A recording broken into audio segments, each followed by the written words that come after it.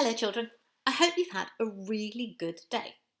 And now it's time to settle back and listen to a story.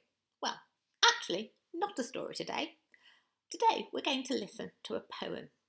And it's by one of my favourite poets. It's a man called T.S. Eliot. And he wrote some amazing poems, lots of them for grown-ups. But he also wrote a poetry book called Old Possum's Book of Practical Cats. Now, I wonder if you can guess why Mrs. Riley likes poems about cats, because that's what all the poems in that book are about. And I'm going to read you my favourite poem of all. It's one I learnt when I was at school, a little bit older than you, and it just makes me smile every time I hear it. It's about a very mischievous cat, and the cat is called Macavity. I'm going to read the poem now. There's Macavity. Macavity is a mystery cat. He's called the Hidden Paw, for he's the master criminal who can defy the law. He's the bafflement of Scotland Yard, the flying squad's despair, for when they reach the scene of crime, Macavity's not there. Macavity, Macavity, there's no one like Macavity. He's broken every human law. He breaks the law of gravity. His powers of levitation would make a fakir stare. And when you reach the scene of crime, Macavity's not there. You may seek him in the basement. You may look up in the air. But I tell you once, and once again, Macavity's not there. Macavity's a ginger cat. He's very tall and thin. You would know him if you saw him, for his eyes are sunken in. His brow is deeply lined in thought. His head is highly domed.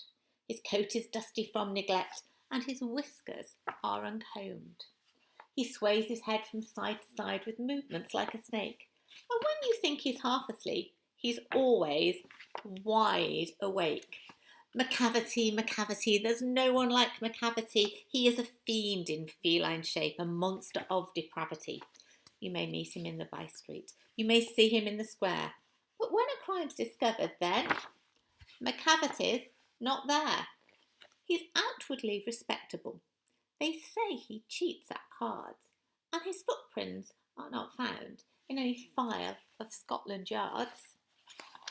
And when the larder's looted, or the jewel case is rifled, or when the milk is missing, or another peak's been stifled, or the greenhouse glass is broken, and the trellis past repair, aye, there's the wonder of the thing. Macavity's not there.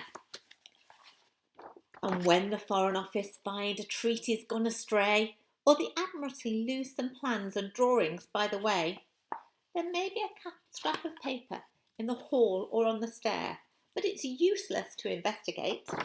Macavity's not there.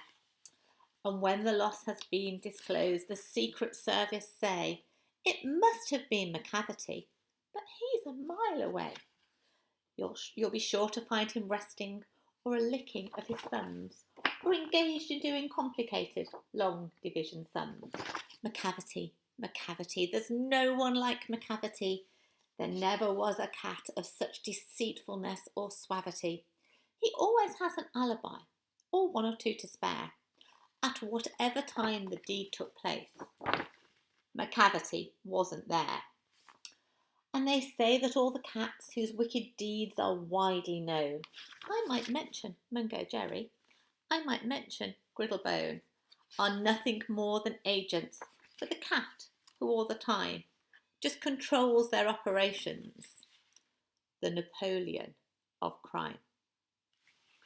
I do hope you enjoyed that poem, children. I think it's a brilliant poem, and maybe when we're back in school we might do a little bit more work about it. Have a great night, children. See you tomorrow. Bye.